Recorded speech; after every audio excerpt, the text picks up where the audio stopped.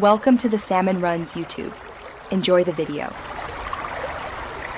In this video, I will explain how to make pasta at home with pasta sauce. Start by combining 2 cups of all-purpose flour with 2 large eggs and a small pinch of salt. Mix these until a shaggy dough forms, then knead it for about 10 minutes until it feels smooth and springy. This crucial step develops the gluten, giving your pasta its wonderful texture. Afterward, let the dough rest, covered, for at least 30 minutes at room temperature. Once rested, divide your dough into 4 equal portions. Roll each piece through a pasta machine, gradually thinning it down to your desired thickness, typically around 1/16 of an inch.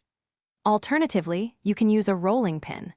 Then, cut the sheets into your preferred shapes, like fettuccine or tagliatelle, and dust them lightly with semolina flour to keep them from sticking together. Bring a large pot of generously salted water to a vigorous boil. Add your fresh pasta and cook it for only 2 to 4 minutes, or until it's perfectly al dente, meaning it still has a slight bite. Fresh pasta cooks much faster than dried, so keep a close eye on it.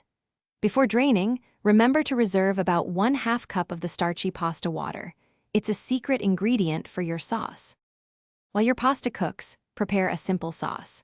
Sauté 2 cloves of minced garlic and 1 small diced onion in 2 tablespoons of olive oil until fragrant. Stir in 1 28-ounce can of crushed tomatoes, a pinch of dried oregano, and a 1/4 cup of the reserved pasta water. Simmer for about 10 minutes, then toss your freshly cooked pasta directly into the sauce to coat it beautifully. Thanks for watching. Consider subscribing if we helped you.